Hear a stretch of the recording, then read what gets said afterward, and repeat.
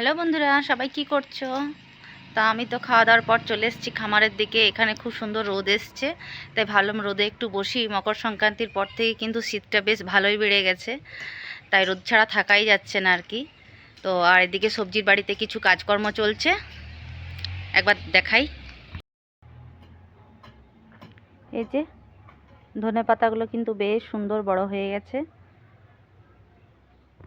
আর এখানে একটা কত বড় সর্ষে গাছ হয়েছে। গাছটা কিন্তু খুব সুন্দর হয়েছে। এত সুন্দর কিন্তু সর্ষের বাগানে মানে বাড়িতেও কিন্তু হয় না, যে সুন্দরভাবে এখানে যে একটা গাছ হয়েছে। একটা নয়, দু তিনটেই হয়েছে। এই যে এখানে মাটি খোঁড়া চলছে বেগুন গাছগুলো ঠিকঠাক করার জন্য।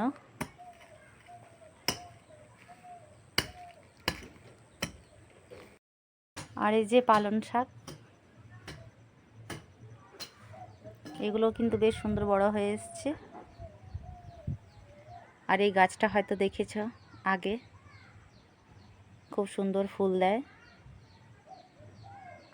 চলো বেগুন গাছগুলো একবার দেখাই তোমাদের সবাইকে। এই যে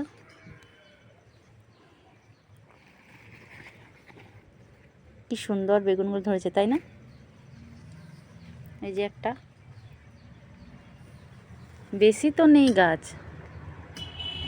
7-8টা মতো হবে, কিন্তু বেগুন কিন্তু ভালোই ধরছে। সব থেকে ছোট বেগুন, সব থেকে আদরের। আর ওই যে একটা দূরে দেখা যাচ্ছে তলায়, এখানে কিছু ছোট ছোট বেগুন গাছ লাগানো হয়েছে। এই যে আর একটা পেঁপে গাছ লাগানো হয়েছে, দেখাচ্ছি।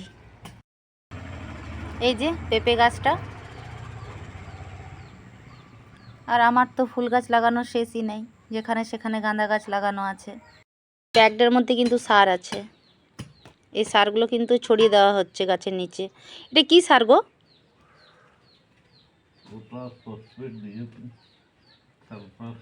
3 রকম, 4 রকম মেশানো আছে। আচ্ছা, এই বেগুন গাছগুলো আস্তে আস্তে বড় হচ্ছে।